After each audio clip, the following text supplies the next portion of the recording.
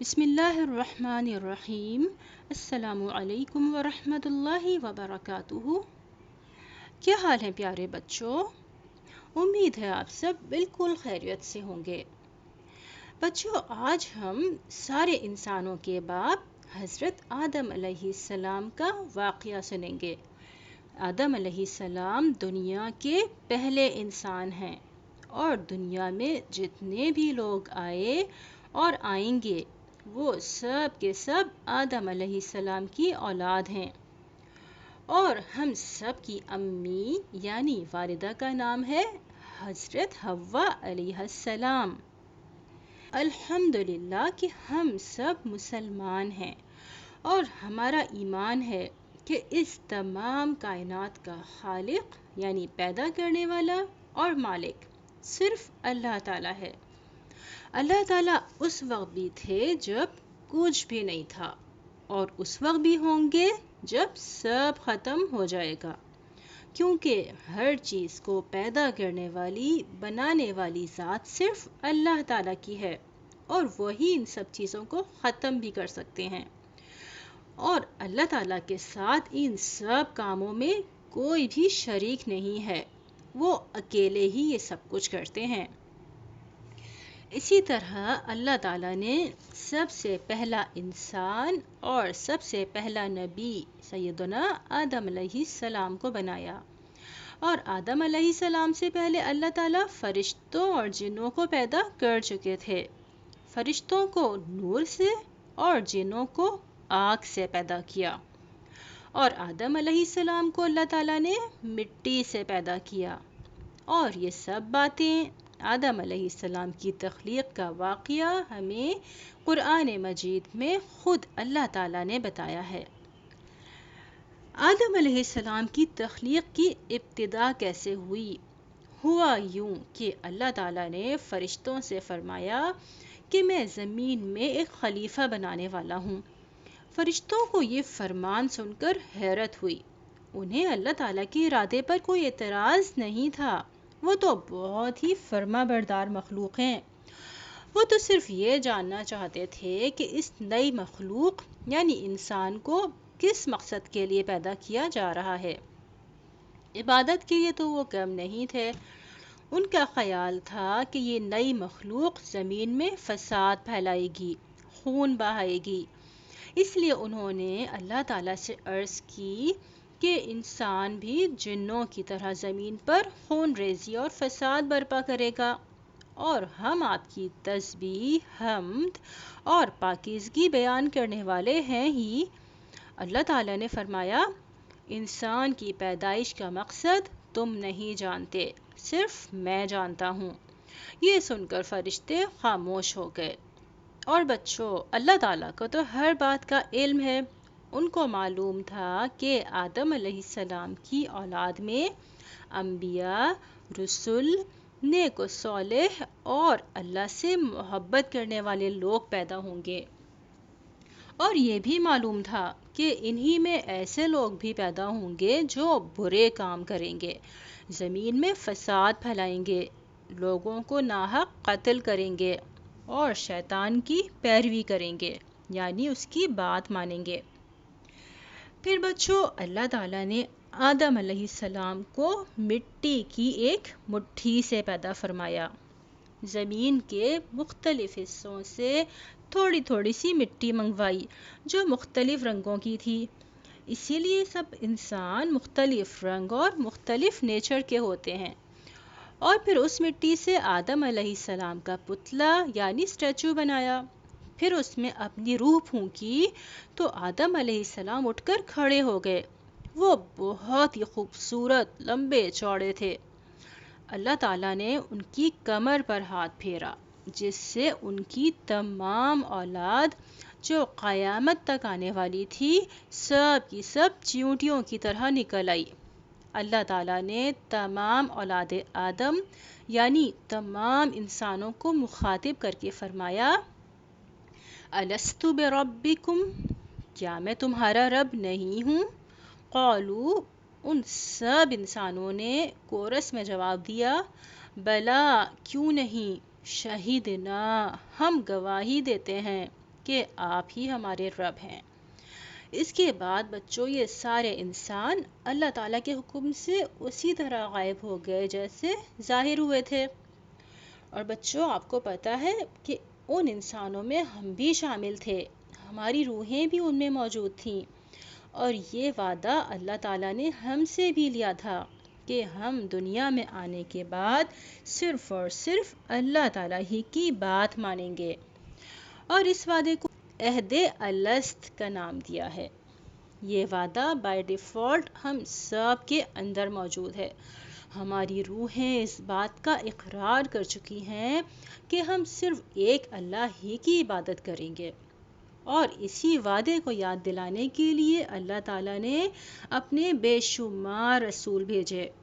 اور آپ کو پتہ ہے نا کہ اللہ تعالیٰ کے آخری رسول جو اللہ تعالیٰ کا میسج لے کر آئے تھے وہ کون ہیں؟ جی، ہمارے پیارے نبی حضرت محمد صلی اللہ علیہ وسلم۔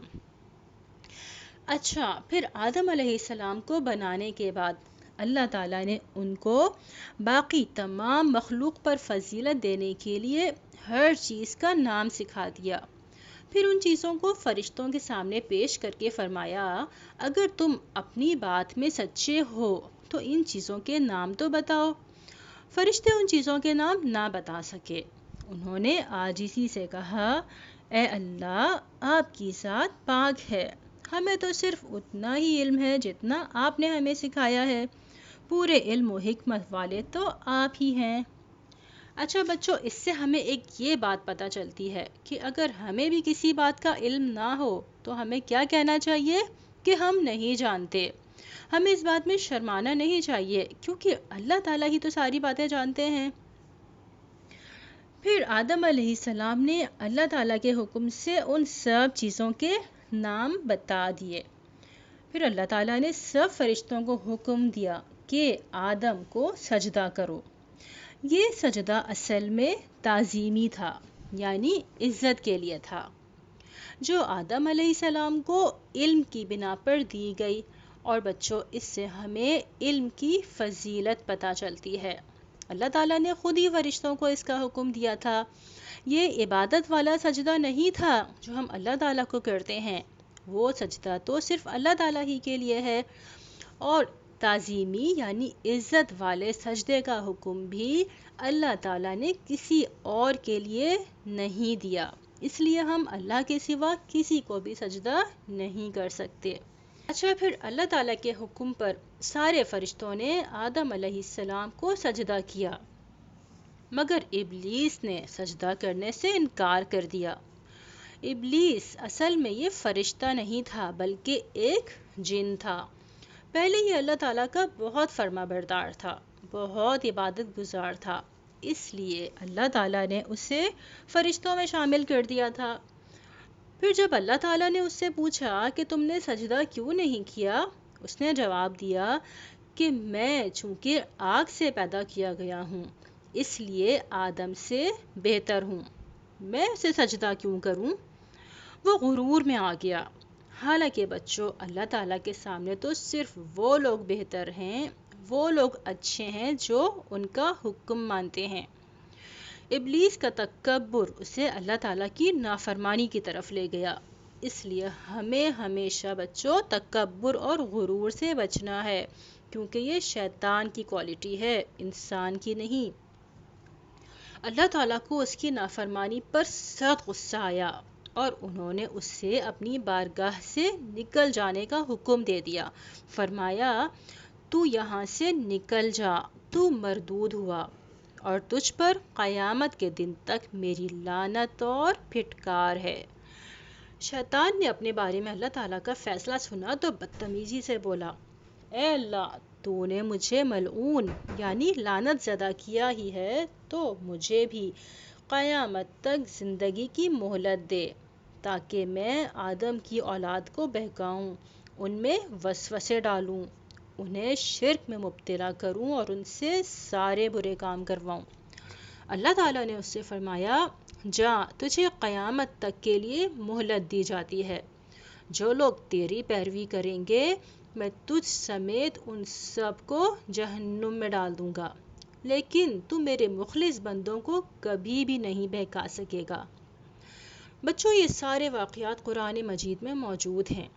جب آپ ترجمے سے قرآن مجید پڑھیں گے نا تو آپ کو اور اچھی طرح سے سمجھ میں آئیں گے، اور قرآن مجید کو ترجمے سے پڑھنا بہت ضروری ہے، کیونکہ اس میں اللہ تعالیٰ نے ہم سے باتیں کی ہیں۔ اچھا، جب ابلیس کو مہلت مل گئی یعنی ٹائم مل گیا تو اکڑ کر کہنے لگا، اے اللہ، میں تیری عزت کی قسم کھا کر کہتا ہوں کہ میں آدم کی اولاد کو اپنے سائے تلے رکھوں گا، ان کو اتنا بہکاؤں گا کہ وہ تیری نافرمانی کرتے رہیں گے، میں حرام چیزوں کو ان کے سامنے خوبصورت بنا کر پیش کروں گا، انہیں حق سے دور کر دوں گا، گمراہی کی طرف لے آؤں گا۔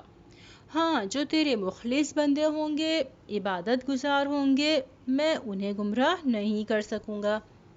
اور بچوں، اسی وقت سے ابلیس یعنی شیطان انسان کا دشمن بن گیا، اور پھر اس نے جنوں اور انسانوں میں سے اپنے بہت سے ہیلپرز بنا لیے، جو ہر لمحہ اس کوشش میں لگے رہتے ہیں کہ ہم سے اللہ تعالیٰ کی ناراضگی والے کام کروائیں، ہم نیک کام نہ کر سکیں، تاکہ وہ ہمیں اپنے ساتھ جہنم میں لے جا سکے اور ہم سے اپنی انسلٹ کا بدلہ لے سکے۔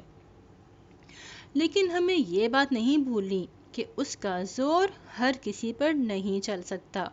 جو لوگ صرف اللہ تعالیٰ کی عبادت کرتے ہیں، اللہ سے محبت کرتے ہیں اور ڈرتے بھی ہیں، اور اللہ تعالیٰ سے معافی مانگتے رہتے ہیں، دعائیں بھی کرتے ہیں کہ وہ انہیں شیطان مردود سے بچائیں، تو اللہ تعالیٰ ان لوگوں کی شیطان مردود سے حفاظت فرماتے ہیں اور ان کے گناہوں کو معاف بھی کر دیتے ہیں۔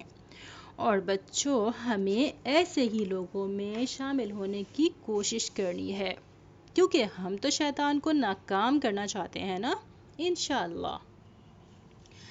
تو یہ تو تھا آدم علیہ السلام کی تخلیق کا واقعہ، لیکن ابھی یہ واقعہ مکمل نہیں ہوا۔ نیکسٹ پارٹ میں ہم حوا علیہ السلام کی تخلیق اور شیطان کی چالوں کے بارے میں بات کریں گے۔ جب تک کے لیے مجھے اجازت دیجیے۔ السلام علیکم ورحمۃ اللہ وبرکاتہ۔